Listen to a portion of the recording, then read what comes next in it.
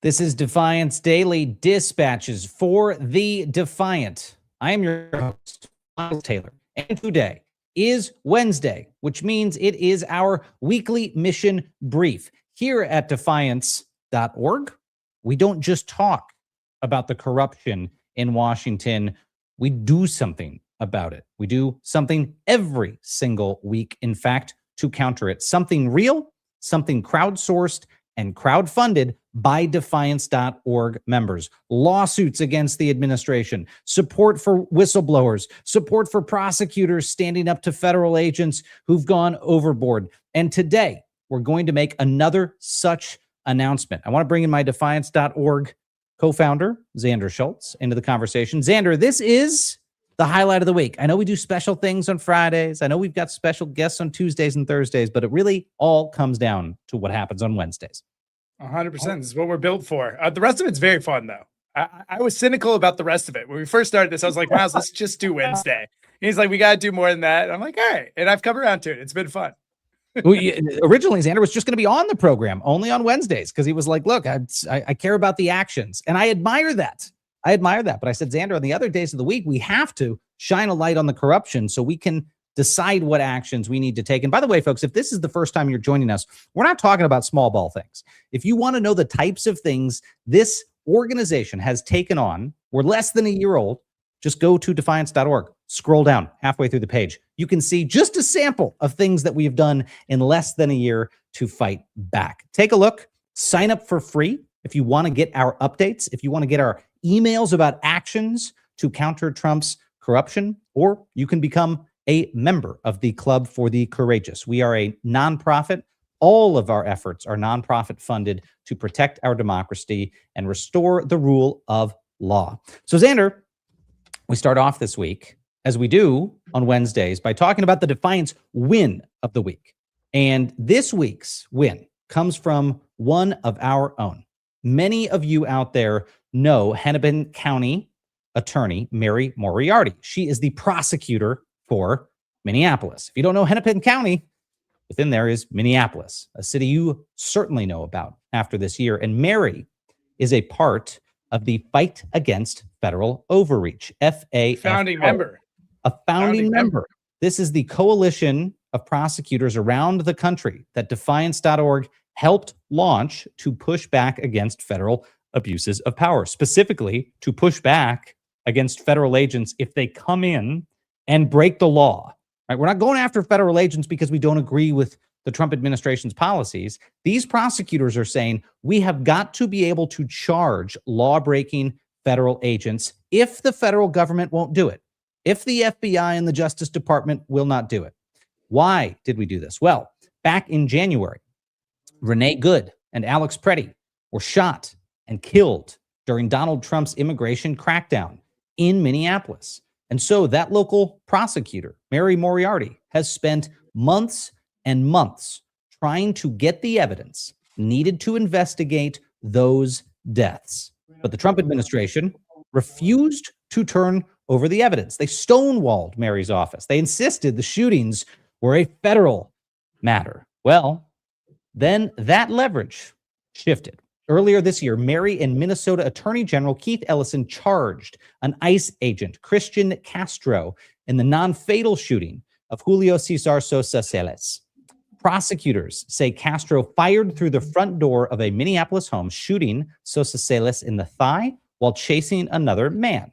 As that case moved forward, the federal government came knocking. They came knocking, asking Minnesota to share the evidence that it had collected.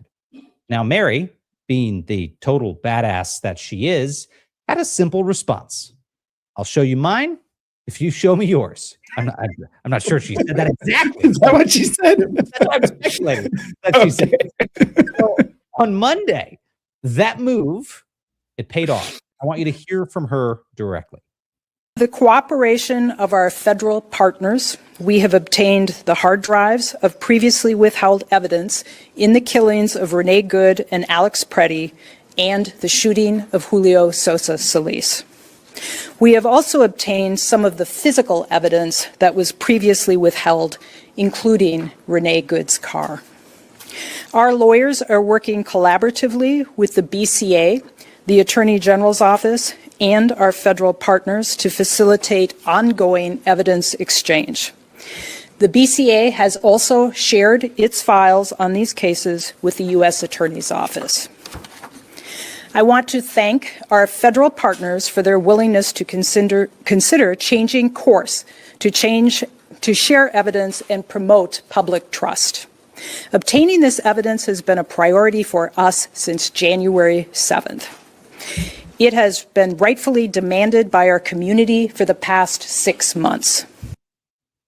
Now, I think you could tell in that, Xander, that Mary, of course, is a master of walking the line, but not without foot stomping one crucial detail: that 6 months. It has been 6 months trying to obtain this evidence in murders or alleged murders from the federal government. But I have to call it, Xander, I think the success of this strategy is going to have an impact far beyond Minnesota. Let me tell you why. Because we're seeing this same lack of cooperation from federal agents in the killing of Lorenzo Salgado Arujo that we've been talking about this week on the program, that killing in Houston, Texas, and Johann Sebastian Duran Guerrero in Maine. Much like Renee, Johann's car, a key piece of evidence, it's being held by the FBI. They're not handing it over. So maybe today's announcement in Minneapolis does more than move one of those investigations forward. Maybe, folks, it shows that these state prosecutors around the country who are coming together, that they don't have to take no as the final answer from the federal government when they are trying to restore justice. That is the Defiance win of the week. We're incredibly proud of Mary Moriarty. We are incredibly proud of the prosecutors around America who are a part of this coalition to stand up and protect the rule of law. Xander, there's a lot more we could say on that front, but this is just one telltale sign of the success of an effort stood up by defiance.org members. Yeah. I'll just say this. Miles and I were talking privately about this earlier this week. In this space, there's a lot of activity by lots of nonprofits to do something that gets clicks and looks interesting and even is provocative in so many ways. One of our promises to you is we are always going to invest in things that we deeply believe can have a meaningful impact in this fight. And sometimes those things take a little longer for payoffs. This is one of those cases. Having a local prosecutor be able to charge federal forces is challenging because our system is built for local DAs to be deferential to our federal program when asked to be. We're in a new era. And so the coming together of this group of experts is doing something so important, not only charging these individuals, but we often talk about the impact Trump has by just saying there's going to be ICE agents at the polls. Well, this has an impact on ICE agents the opposite way. We don't have to prosecute every ICE agent to let them know that immunity you were promised, it's not real. It's BS. So there's nothing now JD Vance or Stephen Miller can do to put the cat back in the bag or the genie back in the bottle or whatever phrase you want to use there. Don't put the cat in the bag. I don't know who's putting cats in the bag in the first place. Don't do it in the first place, much less do it again. Our producer agrees. She is a faithful cat owner. Yeah. But all those ICE agents, Stephen Miller can't say that again with full belief that he's telling the truth anymore. That's done. That era is done. And we are going to continue to use the information that FAFO is using in these fights to share it with other prosecutors whenever the needs arise. And I know FAFO is already advising the Houston DA in his case. And this is Xander, this is education. Here's the thing that you're going to hear, because one of the FAFO members tomorrow is being hauled in front of a congressional committee, and this local prosecutor is going to get queried about her work and her independence. The federal government cannot tell these prosecutors that they're not allowed to go educate themselves on how to enforce the law. Yes. Xander and I and our organization and our members, we don't get special information from these folks. Mary Moriarty doesn't call us and say, I'm about to bring criminal charges. They have every right. It would be cool. I want a phone. I want a bat phone from Mary. These folks are pros. They don't invite them to their meetings.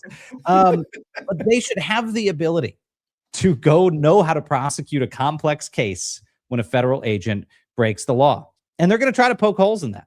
They're going to. And they will fail because it's so obvious that they have a constitutional prerogative, these local prosecutors, to protect the United States Constitution and to uphold state law. And we are going to stand with them every single step of the way. So very proud to bring you that Defiance Win of the Week. But now, folks, we've got to get to our mission announcement. It is Wednesday. It's the weekly mission brief. What action are you guys going to announce today? You announced something like FAFO a couple months ago. You gave us a great update. Well, we want to announce something else that we hope today is going to result in more great updates as the year ticks along, especially as we get closer to the midterms. Now, I want to take us into this weekly mission brief, recognizing that we're going to have to keep fighting some of these same battles over and over again with the Trump administration and with the pro-dictator movement that is supporting the MAGA coalition. And the only way to stop all of this at the end of the day, ultimately, yeah, the courts have been successful. Yeah, these local prosecutors are working hard. It's going to be voting. It's going to be you. It's going to be up to you guys. I've said it once, said it 1,000 times in the lead up to these midterms. We have to make this election too big to rig. We need a victory so decisive that no matter what Donald Trump decides to spew tomorrow night in his primetime address to the nation, and yes, by the way, we will be live fact-checking every word of it. Tune in. We'll talk to you about that later. But we got to make sure that we are ready to push back in force.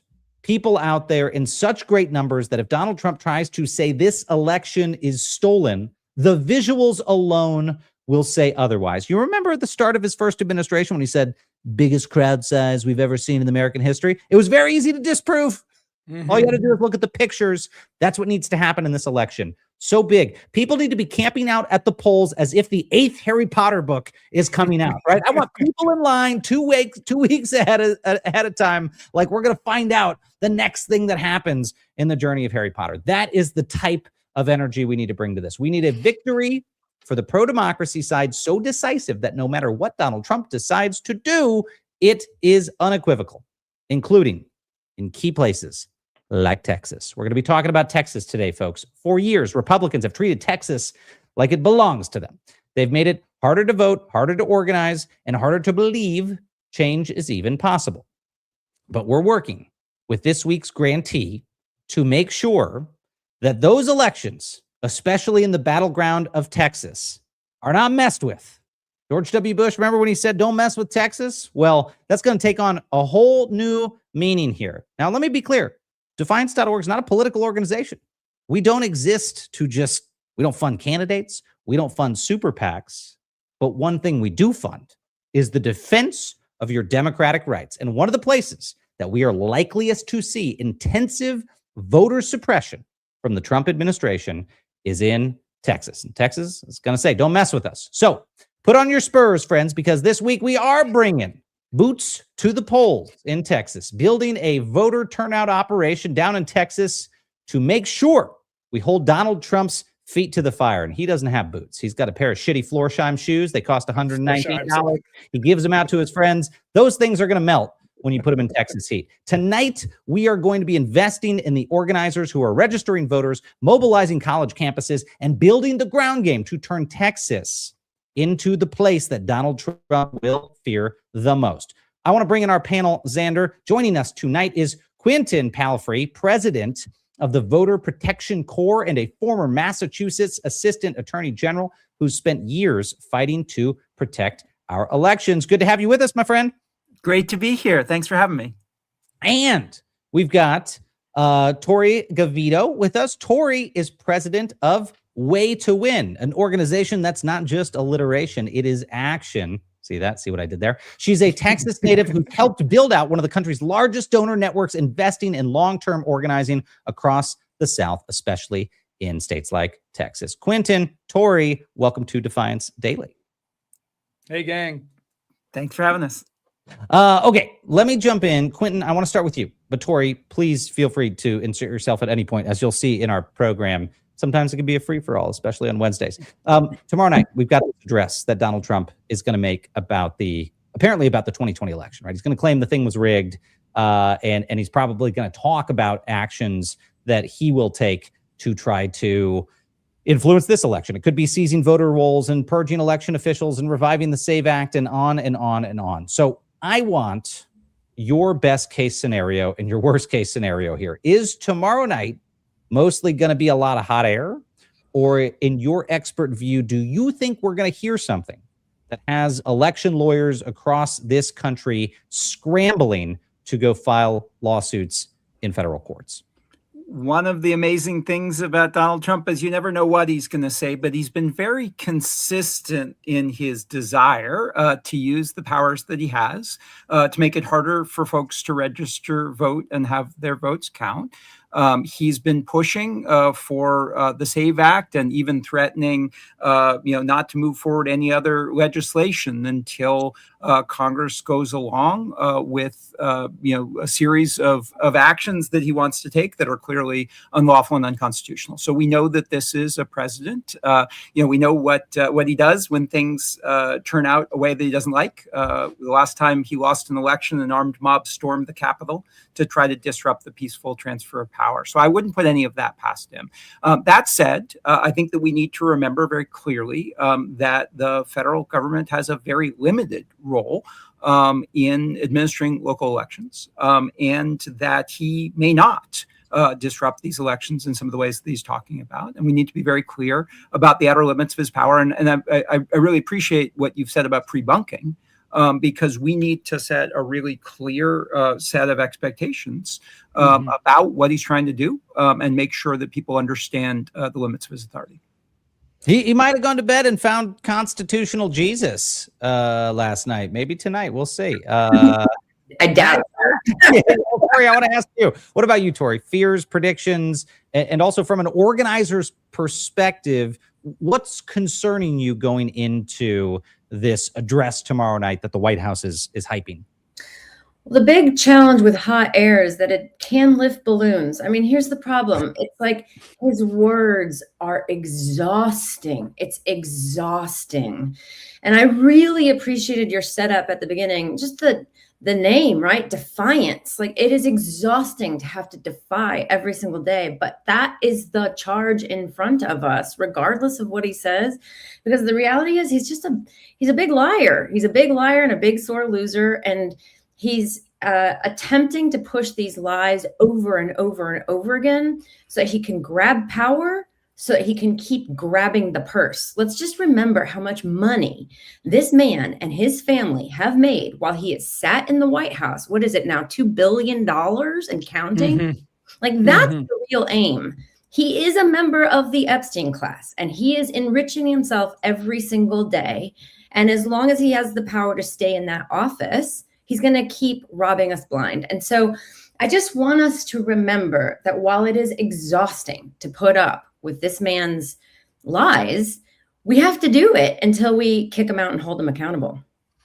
Tony, part of the challenge of holding him accountable is winning these critical states. As Miles said at the top, Texas, for a long time, the Republicans counted as a certainty that they would hold all the seats in Texas that were of importance, especially the federal ones, governor as well.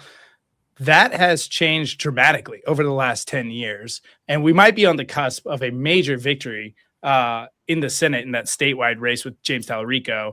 Can you talk about, you've been a big driver of that shift. What has allowed Texas to go from bright red to the purple we see today? And what should we keep investing in to make sure it goes from purple to maybe, firmly pro-democracy? Yeah. Can I just say that I love that you said it's been a 10-year endeavor, because I think some people are just like, I've heard this story before. I mean, y'all, if I could have a penny for every time someone said that they feel like Lucy in the football about the Texas story, I would have a lot of pennies. But the thing is, that it has taken 10 years to turn it from bright red to purple. It is a red state. It was a red state. Like, there was a younger version of me with less of these streaks that used to say, this is not a non-voting. It's not a red state. It's a non-voting state. And if we could just get the non-voters to turn out, we could change the state. And while that's sort of true, I think that theory got us up to this 10-year moment, right? Where like Harris County, and I love that you're talking about Hennepin County over Minneapolis. Harris County, if you don't know what that is, it's over Houston.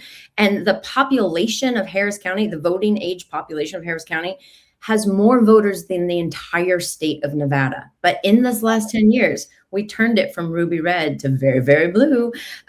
Same with Dallas County, same with Bexar County, which overlays San Antonio. So like 70% of the Texas voting age population actually lives now under local Democratic control and can point to things working when Democrats are working for them. And so that is a big shift. So it's like slowly chipping away at the zeitgeist that Republicans know how to run economies, basically. And so that's a big shift. I will say that this time is very different than any other general election that I've seen statewide before, and I've seen a number of them. What's different is enthusiasm is real and from strange pockets. So, Beto had big crowds. It's true. Tallarico has bigger crowds, and it's not just in like the big cities like Houston and Dallas and Austin, which are, blue bubbles in this big red state, although they're big blue bubbles because they're huge cities. He's also got these crowds in like Eagle Pass in South Texas that we lost, a couple of cycles ago. He's got big crowds in like Fort Worth, which is outside of Dallas. Talk about where you get really good boots. If you want a tip, go buy boots in Fort Worth. I have bought boots in Fort Worth before. That's really good. Okay, so he's got this enthusiasm. I think the other thing to just notice is like the enthusiasm is translating into the fundraising. So Tallarico in Q2 has posted raising $30 million to add to his total of $70 million, whereas Paxton raised $9 million in the same time frame. And come on, like Paxton's not even playing in the same ballpark, right? So it's just a totally different moment. The last thing I want to say about Tallarico that I think is really important is he's found this way of creating moral arguments that unite different sides of our coalition. So he is talking to the left-leaning activist. He is talking to the Maha mom that is worried about why her kids are eating diarrhea lettuce. Like he is talking to all kind of people and not triangulating against either of them. He's not making anyone feel badly for having voted for Trump before because maybe they thought he could help with the economy. And that's important. We need those entry points. But he's also not saying, he's also being kind and generous and thoughtful about all God's creatures when thinking about trans kids, right? And so he's creating a big coalition, which frankly, I just have never seen a politician as effective as that. As in Texas. And it's the big counter to Donald Trump, right? I mean, Donald Trump put together a very strange coalition. Donald Trump had Bernie Sanders voters coming into his architecture. We need people doing the same thing on the pro-democracy side.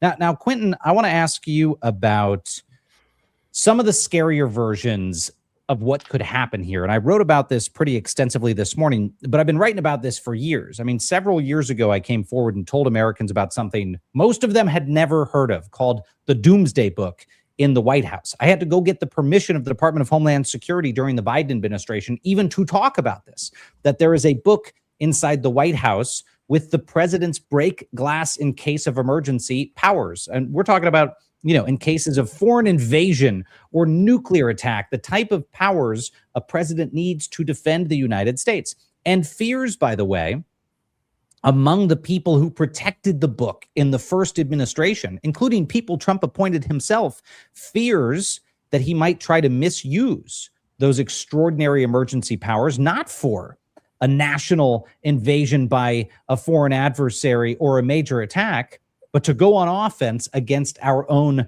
democracy. There's a lot of worry about emergency authorities, whether or not they're the type of authorities that are in that book or not. Most Americans don't know and may never know. But Donald Trump may drop hints about this tomorrow night. And I want you to tell us a little bit about how we should think about this. I think one of the places Trump has been successful, as with other things, is flooding the zone of different ways he's going to go after the elections which causes people to lose sight of a very, very simplistic thing that the Constitution says about who is in charge of elections. Yeah, I mean, I think that there are two things we need to do here. And the first one you allude to in that article, which is this notion of pre-bunking, right? The best response to the lies and misinformation and disinformation, both what's coming out of the Oval Office and what we see online, is to make sure that people understand the facts, they understand the truth. The best antidote to misinformation is accurate information. Sometimes what we need to do is put that in place in advance.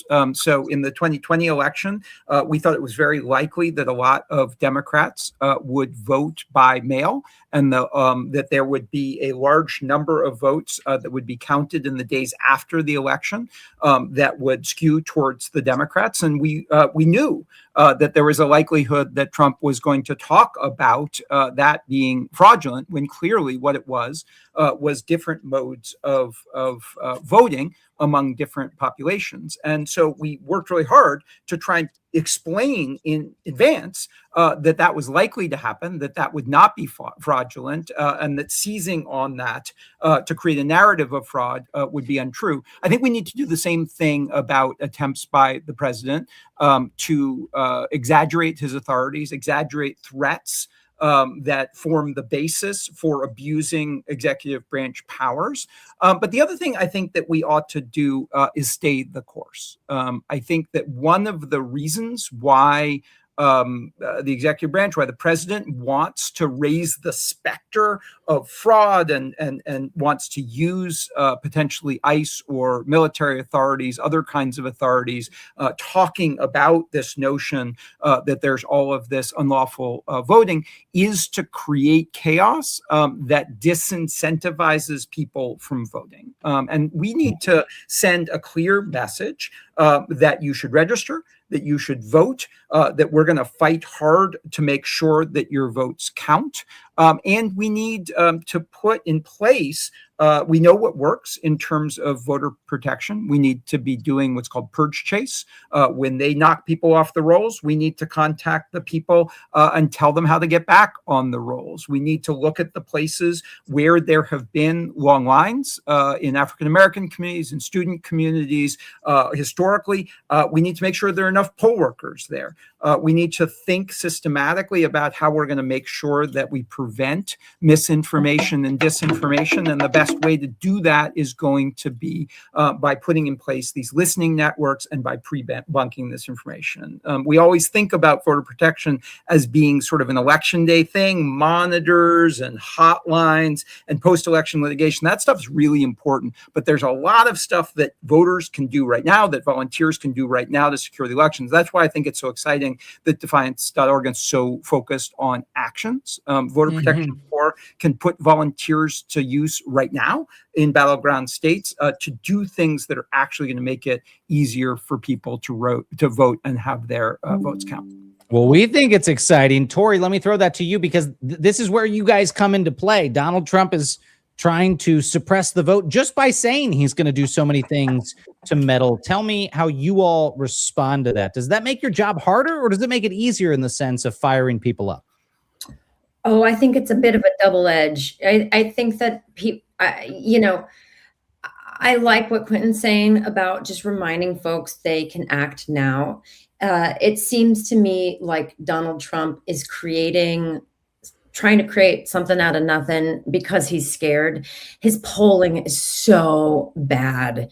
He is likely to lose both chambers of Congress. Like, if all things stay the same as to what we have today in terms of the polling and everybody voting, we have a real shot of winning the Senate. And of course, we're going to take back Congress, the House. And so he's scared. I was about to say an S word, but I don't know if you can curse on this broadcast. If you're feeling spicy, you can let it go. Yeah. But I don't think we've had one yet. So you can break the seal. So then it feels to me like if he's scared of you, don't let his shenanigans keep you from doing it, like doing the thing, just take action, continue to do what you do best in your community. There's a lane for not everybody. Not everybody's going to be a poll watcher, right? But you could volunteer in other ways. Like there are groups across the state of Texas. There are groups, of course, across the country between Indivisible and Texas Organizing Project and Planned Parenthood Planned Parenthood Texas Votes. And like, there's just a number of outfits across the state where you could go plug in whatever energy you have. But do not let his lies paralyze you. That is the main. Do not let it paralyze you. I love that. That's totally right. That's right. Well, look, we're going to be counting on folks like y'all, Tori, Quentin, to help us protect the vote, to get people fired up. But let me just say a big thank you from defiance.org for everything you do, for joining us today. And I'm sure we're going to be checking in with both of you in a number of different ways in the weeks to come. So we really appreciate you joining the program today. Thank you. Gang. Thanks so much for having us. Bye. Take care, friends. Xander, this is the part of the program where we get to turn to, you know what? I should put the bat suit on. Hold on. Don't you have sound effects now? I heard you playing around with them. Do you have a good sound effect when we enter this phase? Yeah, does this work? There we go. All right, now we're heading in. Was that loud or was that That was pretty loud. That's pretty loud. That's fired up. I'm ready. It was loud, air horn. In his rider, in his contract, Beto O'Rourke says you cannot bring him on without an air horn. Few people know this, but like it's a requirement. Total diva, you have to have an air horn, or he just won't show up. So we got the air horn for him we today. couldn't do the fog machine though. We tried to do the fog machine too, but it didn't work. Too expensive. We're non-profit. What are we going to do? Well, Xander, we spent the first half of the show talking about why Texas matters, the threats to our elections.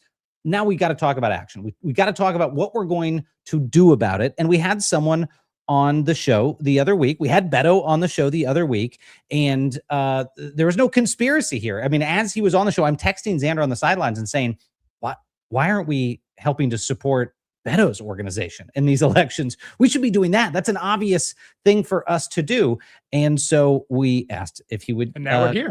And so joining us now is founder of Powered by the People, former congressman, and our favorite shit-talking Texan. That's Beto O'Rourke. Hey. There he is. How are you, my friend? Good to be with you. Thank you for the air horn. Hey. You're welcome. Look, it was, as I said, it was a contractual obligation. We did it. No, but really, thank you, my friend. It's great to have you with us. Before we get deep into our mission this week at defiance.org, if you could give everyone a quick refresher for those who aren't familiar with Powered by the People, what it is, why you built it, why you decided Texas needed an organization like this. Tell us a little bit about that. Why does this group matter right now? Yeah, I'm grateful to both of you for what you're doing and for having me on and for this question. As you know, and as a lot of your viewers know, because they were part of it, in 2018, during Trump's first midterm, I ran for the United States Senate against Ted Cruz. And in that campaign, a lot of great things happened. You had so-called down ballot candidates like Colin Allred defeat Pete Sessions, who was an institution in Congress, an entrenched, well-funded incumbent Republican. You had an unknown James Tallarico doing the same to an incumbent state representative Republican. And it happened across the board. 12 upsets in the state house, 2 big congressional upsets, and then appeals court justices, municipal court justices, county courts, county judges, all up and down the ballot. And at the very top, we got within 2.5 points. It was about 215,000 votes that we were under Ted Cruz. So the question since then is, what would it have taken for us to have won? We went to every county. We raised more money without taking a single dime from a single PAC than any Senate candidate in United States history. We turned out young voters at an increase of more than 500% from the previous midterm election. 500,000 Republicans voted for Greg Abbott for governor that year and voted for me for U.S. senator. So we were doing everything that you could want us to do in a campaign, and yet we still came up short. And the answer to that was, in the most voter suppressed, most voter intimidated with the greatest level of election interference anywhere in the country, especially after Shelby v. Holder in 2013, where Texas Republicans were given free rein to choose their own voters instead of the other way around. We needed to be there to help voters get in the game. And it had to be more than just voter registration. A lot of great Democrats out there register these young people and pat them on the back and say, hey, good luck, we'll see you in November. Well, if you live in a state that has made it both an art and a science to keep you out of the polling place, you've got to do something more. So Powered by People volunteers all across the state of Texas meet young future voters where they are, get them registered to vote, update their voter registration if they've moved addresses, confirm their voter registration if they're already on the rolls. And importantly, given the fact that our governor has given the voter rolls to Donald Trump and we expect voter purges to ensue, we're there to protect people's voting rights and restore them if they get removed. And then this is the kicker. We personally stay in touch with every single one of those voters that we've registered or confirmed their voter registration personally. We don't give their information to the DNC, the Texas Democratic Party, to candidates. We don't even give it to Powered by People, our organization. It stays with the volunteer who's able to stay in touch with and help that voter turnout. In 2024, when we first ran this, we had a voter turnout rate for 18 to 29-year-olds of 79%. To put that in context, statewide, 18 to 29-year-olds turned out at a rate of 39%. So it more than doubles the likelihood that someone's going to vote, which makes sense if you have this voting buddy or voting Sherpa who's there with you every step of the way to make sure that you vote. Now in 2026, during Trump's second midterm, with an even better shot at winning a Senate seat in Texas, where James Tallarico stands a chance to be the 51st vote in the U.S. Senate, our volunteers are all over the state meeting young voters, not just on college campuses and outside of high schools, but at concerts, at clubs, at shows, at wherever we can find them, meeting them. It sounds like a very fun place to be a volunteer, by the way, Beto. Yeah. Volunteers they're going to concerts, they're going to shows, they're going to bars. Like, this is if you're in Texas and you're not volunteering already with this organization, it sounds like the best volunteer gig ever, and you get to save democracy in the process. Miles, you preempted my question. Look, one of the mandates that we've heard from our members is we've got to organize the young people. The young people, I think, if you're far away from the action, maybe feel disengaged or at least underengaged versus times like the 60s and 70s when it felt like there were other large threats to this country and democracy. What was the key to that, Beto? Because you've been insanely, I think the thing that solidified Powered by People has to be a Defiance grantee was that 79% if Powered by People is running the show amongst young voters. And I think it was 39%.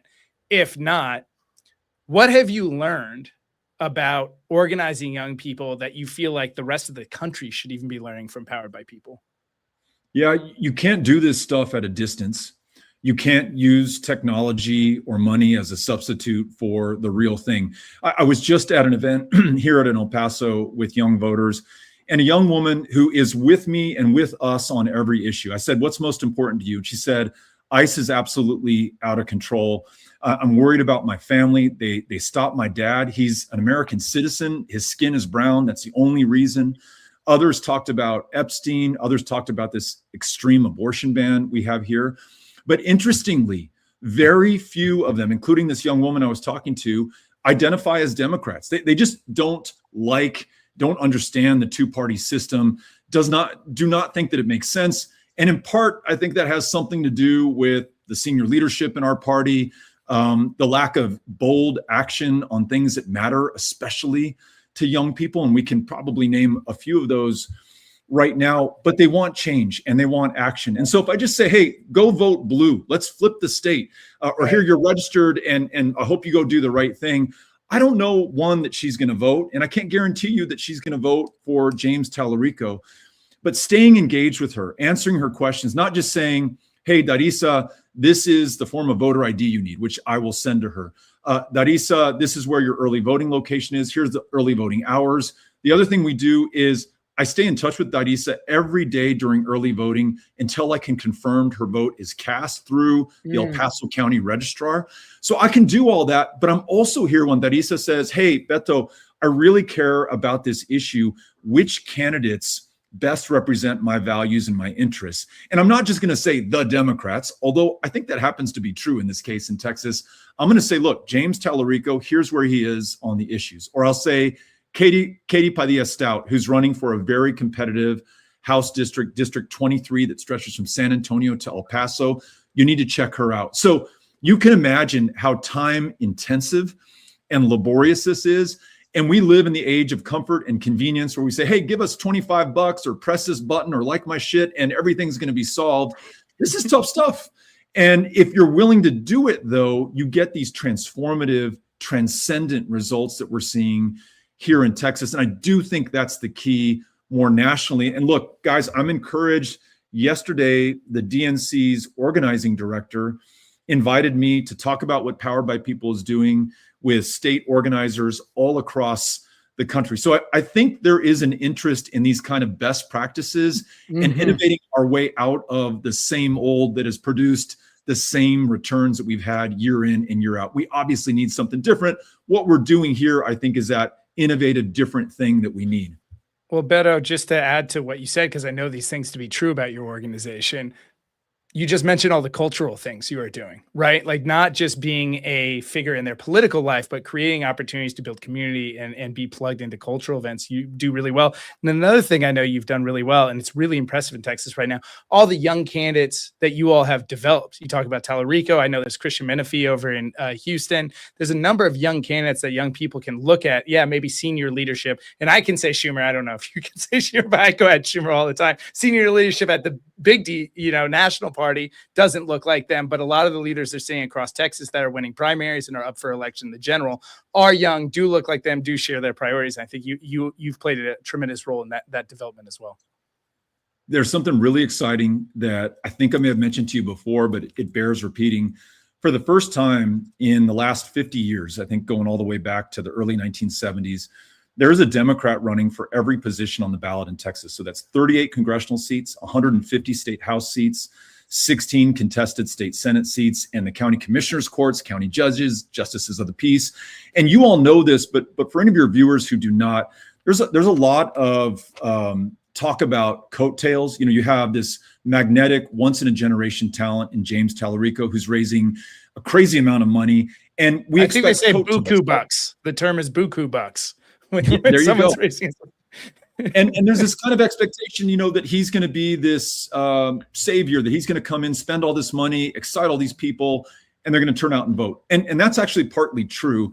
But there's this kind of reverse coattail phenomenon that I saw in 2018 when I mentioned how close we got to Ted Cruz. I mean, I think we ran a good campaign, but James Tallarico running in Central Texas, Colin Allred running in North Texas, Lizzie Pennell Fletcher running in Southeast Texas, others whose names I can't even remember, including 19 African-American women who won judicial races in Harris County, home to Houston, Texas. They sent votes up the ballot to me.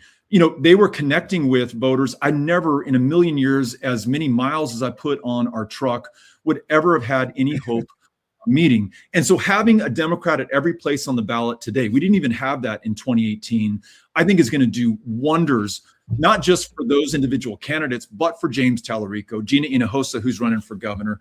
So there's something really exciting happening in Texas right now that we have not seen before. Look, a lot has to roll our way right now. There's some luck that we still need, but there is a shit ton of hard work that is being put on and in across the board right now. And so I know that so much of your mission is for people to channel their excitement, their emotion, and even their anger into action.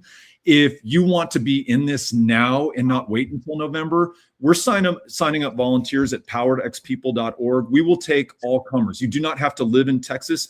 And I promise you, we will train you this week. If you sign up today, you will get a personal call from one of our organizers by the end of the day today.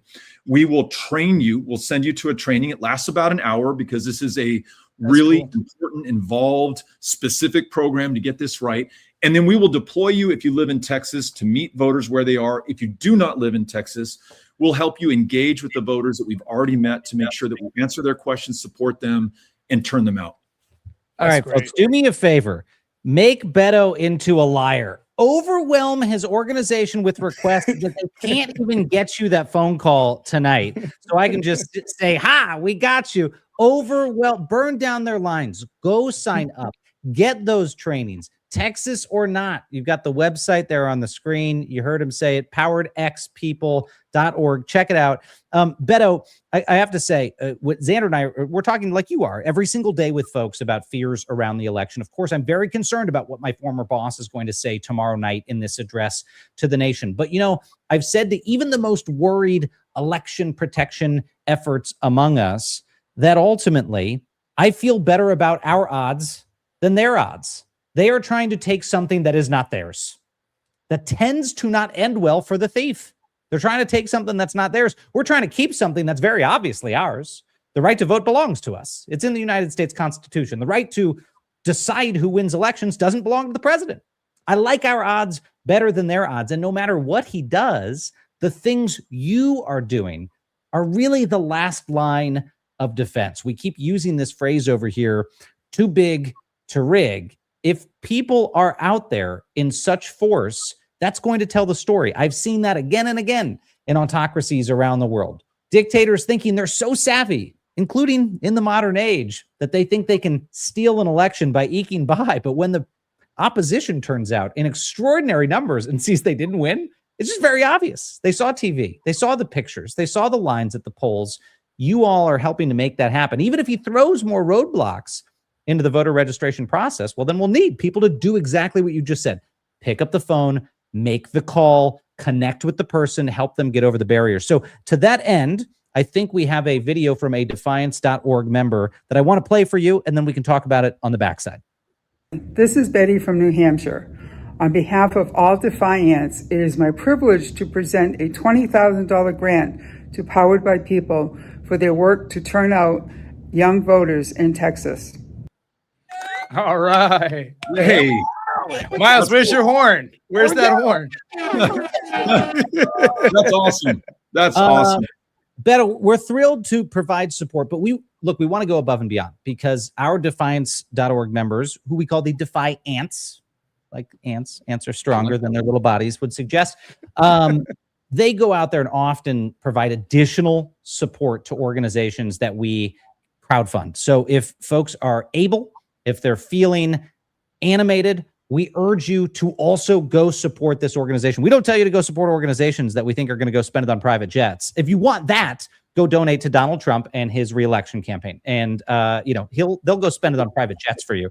You can go spend it on that organization and know that you're going to be protecting democracy. Can I ask you, my friend, what do the numbers look like going into your push this fall? What's the small army look like? And what are you all hoping to achieve by, say, September, October? Is there a benchmark that we should be looking for?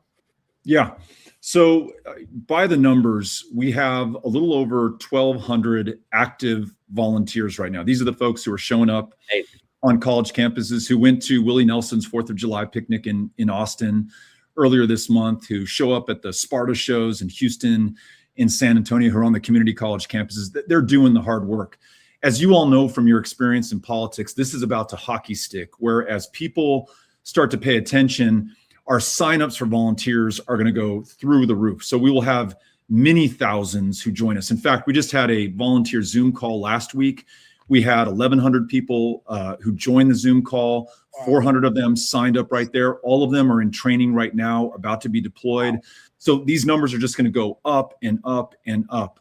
We have a little over, I think, 68,000 voters that we have individually met, person to person, face to face, registered, confirmed their registration, updated their registration, and are now personally staying in touch with. We need to get well over 100,000 voters. Again, 39% is the average turnout for young voters in Texas. Our turnout, once they're in our program, is close to 80%, just a little over 79%. So we know that this is the work that works. And then we've got some great news to share with you. We have just partnered up with the James Tallarico campaign. For anyone who's been living under a rock, this is the extraordinarily charismatic, amazing candidate for U.S. Senate here, who's taking on perhaps the ideal opponent in twice indicted Ken Paxton, who is the most corrupt thug in public office today in That's America. a hard award to win these days. It really is. You really got to do a competitive lot. space. You have to bend over backwards until you're in London with your mistress. Isn't that on the 4th of July, celebrating our independence from the British Empire? He is smack dab in the middle of the British Empire with his mistress. So our volunteers are at every one of those events. So for example, Tallarico just came to El Paso on Saturday. He drew close to 1,200 people at that event. Our volunteers check every single attendee's voter registration. A lot of folks are like, hey, Beto, cool, I'm already registered, don't worry about it. I say, let me just look it up. Turns out you're registered at this old address. Do you want me to update it for you right now so that when you go vote in November, nobody turns you back? Oh, thank God you guys are here. Yes. Do you mind if I stay in touch with you? I'll give you updates. I'll make sure you have the right form of voter ID. I'm here to answer any questions. Yes, please. Thank you. We did it yesterday in Laredo, Texas. We'll be there for every one of his stops going forward. And for our volunteers, as you can imagine, this is even more exciting than going to those concerts and clubs and bars, as fun as that is, because this is the center of political gravity in Texas, perhaps the country right now. So again, for folks who want to get off the sidelines, want to be fully in this game, we will put you to work right away. And that 100,000 that I'm talking about, that could very well be the margin of victory in what is going to be a very close and probably going to be the most expensive Senate race in world history. So the money's important. The technology is essential. We've got the candidate, but we've got to put in the work right now. And that's what Powered by People is doing. Well, Beto, usually we let our grantee go when we go over the actions for our community, but I want you to stick around because we have a surprise for you in the actions as well. I'd love your feedback on this. So guys, we have, now we have it set up, defiance.org/actions. You can go see your actions for the week. It's accessible to everyone, easy to see. Number one, gang, volunteer with Powered by People. We just talked about it, Beto. Yeah. Beto, we got to get not only the money in the right hands, but contribute and follow the lead of leaders like Beto to make sure that the turnout, to your point, Beto, this could come down to 100,000 voters, 10,000 voters. This is how the country is won or lost. This cycle is in states like Texas and us throwing in there. So volunteering with Powered by People. Number two, Beto, I want your thoughts on this. Reach out to friends and family in Texas. When people are reaching out to friends and family, a lot of times when people think about organizing, they think about you, they think about Stacey Abrams, they think about these stars that are somehow moving millions of voters, but it's really a single person moving 6, 8, 10 people they know to turn out the polls and stay in communication with them. What is best practices we need reaching out to our friends and family in critical places like Texas? Yeah, my advice is listen. It talked about meeting with those young women earlier today and learning from them that party affiliation doesn't matter, isn't exciting to them, isn't what this is about, hearing what their issues are, and then connecting that to the candidates. I think and I know you all know this, but I think that when we preach or when we tell people what to do, it can be a huge turnoff, especially with the young voters that we're working with right now. So I always ask questions. What's important to you? What would you like to see changed in this country? Well, let's talk about how we're going to get that done. And that's registering to vote, it's voting, but it's doing something more than that, like volunteering and getting in this game to the greatest ability that you have. Something that great organizers say over and over again that I think is lost amongst people when making these calls is the listening piece of it. It's so true. Listen. People's challenges are usually very understandable. Maybe their political stances aren't, but their challenges are, and we can work from that ground. The third one where I want you to stay on. Can I just say, Xander, because some people let those things slide. Yeah. I'm going to give you, listeners, we've got thousands of people watching live all around the country. We'll have tens of thousands watching the replay. This is a moment of silence for you to think about someone you know in Texas. Okay? Hold it. Think about it. Think about it. Okay. You're having too much fun with your new Right. soundboard. Hopefully you thought of someone you know. Just do it. This is not that complicated of a thing. No one's asking you to give up your car. Just text someone. Just text someone that lives there. Send them the web address to Beto's organization. powered@people.org. You have no excuse. Right. X is it's one letter. It's just spelled X. Now you know where to go. Send that to them. That's something you can do. Okay, Xander, the third and final action. What is it? All right. It's maybe the one I was looking forward to the most. Beto, on top of the CTA to fund your organization, on top of the grant we're providing, our member Chris Palomino helped us develop a shirt that we are now selling at defiance.org, the Powered by People shirt. All the profits from this shirt go to funding Powered by People. And so, yes, you can grant directly there, or if you're feeling like you want to rep what's going on in Texas and share and advocate for the importance of that, not only that fight, but the importance of organizations like Powered by People and specifically Powered by People, you can buy this shirt. It's got a spicy armadillo on there saying, I voted. The energy is great. We're so lucky to have our member, Chris Palomino, constantly contributing her beautiful artwork in these ways. And so this shirt is also there to raise money for Powered by People. And thank you, Chris, for the contribution. And Beto, we need to get you one of these ASAP. Yeah, go do it, guys. Just so you know, because like it's always a mystery when you do these things. We'll tell you the economics is the shirt provider. It's about half of it is like the shirt and the shipping to you. So you're giving like $10 or $15 to these guys by buying this shirt and getting some swag to rep. It's all going to go towards the get out the vote efforts. So go grab that shirt, wear it around, wear it proudly. I'm sure there's also awesome swag on Powered by People's site too. Go check that out as well. Buy swag, support the mission. That can do a whole hell of a lot of good. You guys are amazing, and I cannot thank you enough. And I'll tell you what, we do the work because we love the work. We do the work because we know it works. But to have it acknowledged in this way and supported in this way by the two of you, by all of your members and everybody who's watching and listening to you means the world to us. Texas is a tough place, right? It's broken our heart. We can't count the number of times. But without Texas, I don't know that anything else is possible. I don't know that you get to 51 votes in the Senate. I don't know that you win the presidential election by the time we have 40 electoral college votes in 2032. I mean, Texas will no longer be a nice to have. It will be a must have. And so doing the work right now, which has been done kind of in the wilderness and without anybody, seeing what we're doing and having it recognized in this way really means the world to us, to our volunteers, and really on behalf of the people of Texas who are counting on this victory in November. We just want to say thank you to both of you and to everyone who's listening and contributing and being a part of this. This is wonderful.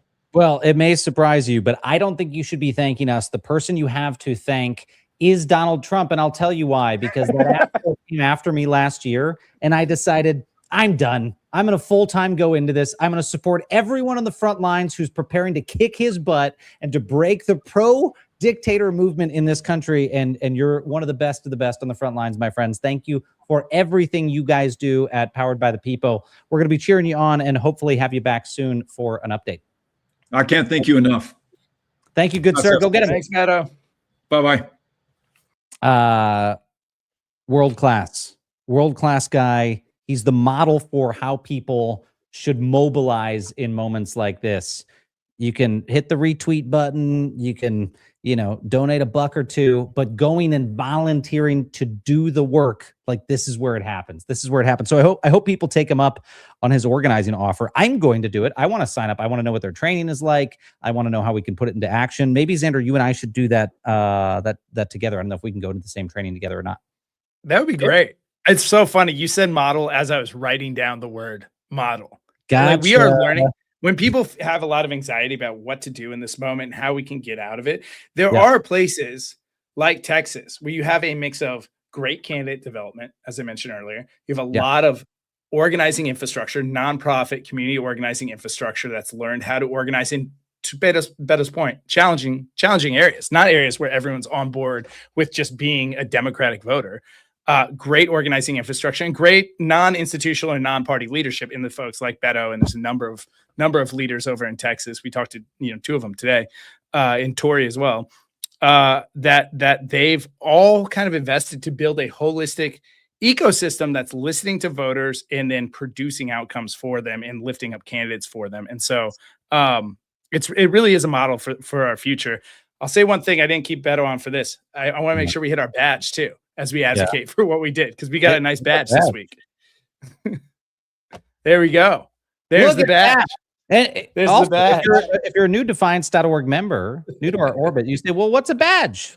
What's a badge? Yeah. A badge. This badge is something for you to go post on social media, to boast about what you're doing, to show that you're taking real actions. Your friends and family members are constantly asking you, like they're asking themselves, what can I do?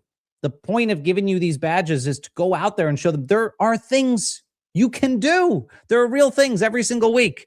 Most people don't know that this week they can go sign up for Beto's organization, Powered by the People, that they can get a phone call by tonight to help steer them into a training to go get out the vote. They don't know that. They don't know that. And you know what? I'm going to tell you, they don't have the time. They're not sitting on Google every night looking up, like, what are the ways that I can save our democracy? That's why we're here. We are here to help you find the best organizations, the best people, the best actions, and we're going to go support them where it is catalytic. You just heard it, guys. This is why we're supporting this organization.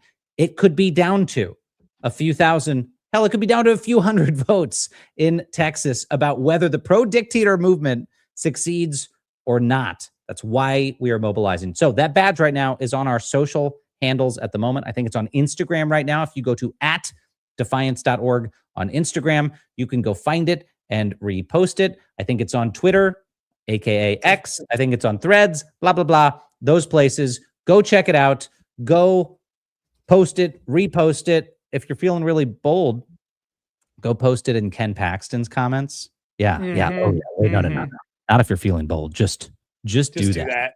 Go to Ken Paxton's Twitter account, X account, whatever the hell, and post this badge. You can save it on your phone, save it on your computer. Go post it, just so he knows. You don't even have to add context. Just so they're like, wait, what's going on? Spook them, guys. I also think, Xander, we have here a message. I think this is what Donald Trump had to say about Beto O'Rourke.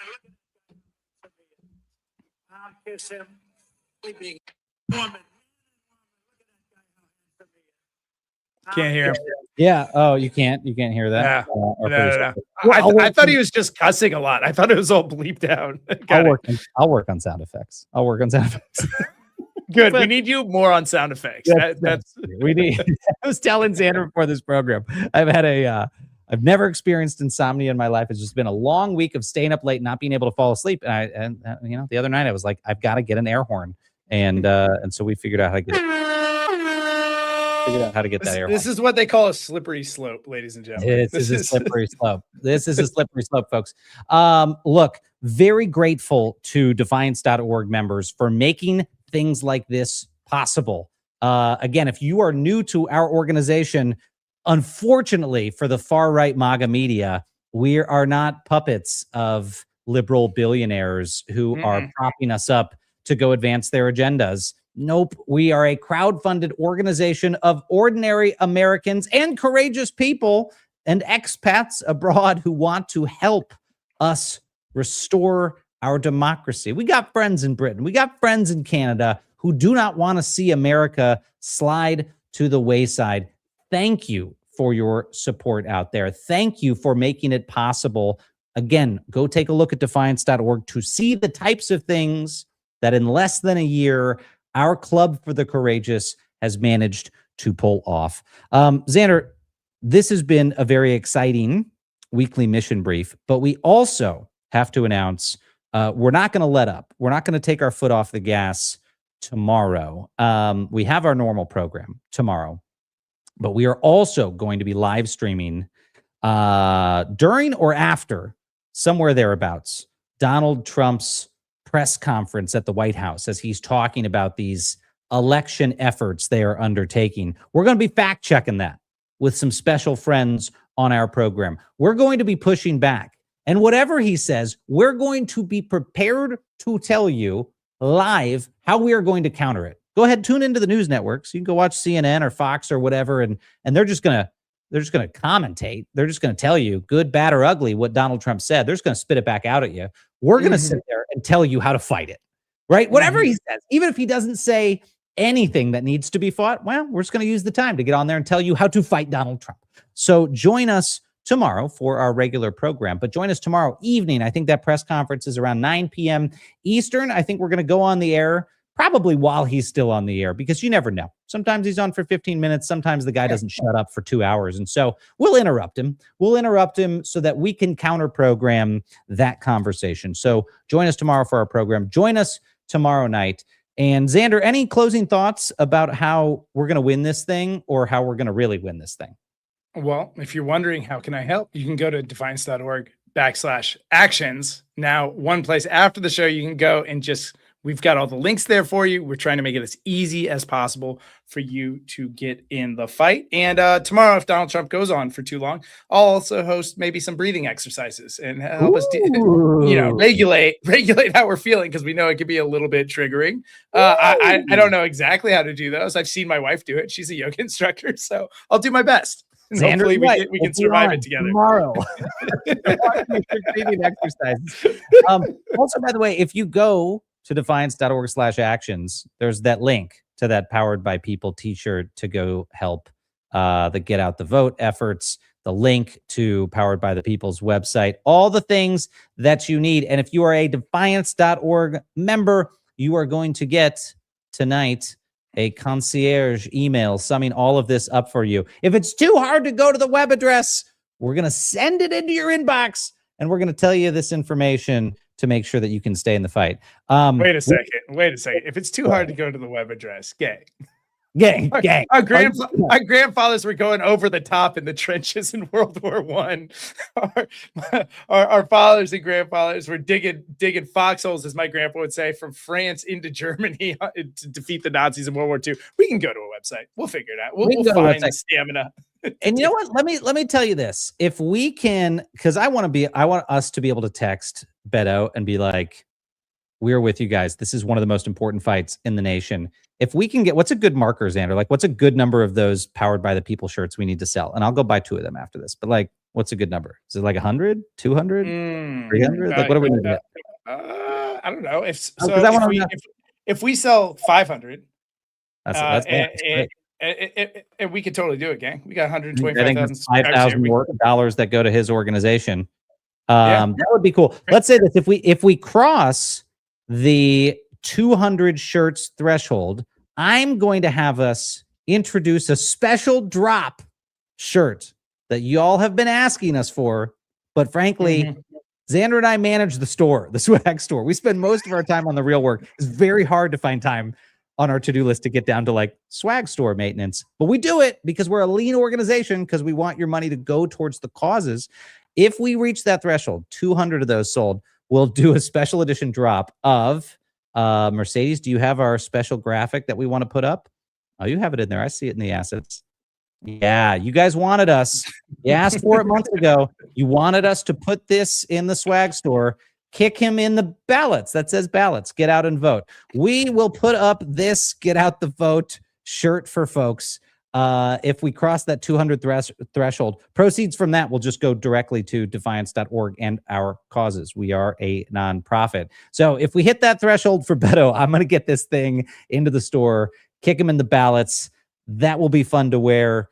Don't make a fool out of me. Let's make this happen. Let's show him the support, and we'll update you. I don't know, tomorrow. Sadie's, can we remember that for tomorrow's program? We'll update you guys. We'll tell you where we're at with those numbers. We'll tell you what Beto and team said. But let me close by just saying, you guys, I say this a lot, or if you're new to our orbit, you get to hear me say it for the first time. I'm so proud to get to do this work. I've held a lot of cool jobs, a lot of terrible jobs. Xander has held a lot of cool jobs and a lot of terrible jobs. Getting to fight full-time to protect our democracy is the most satisfying thing I've ever done. I am honored to be in this fight with you. I am confident we will prevail in the end.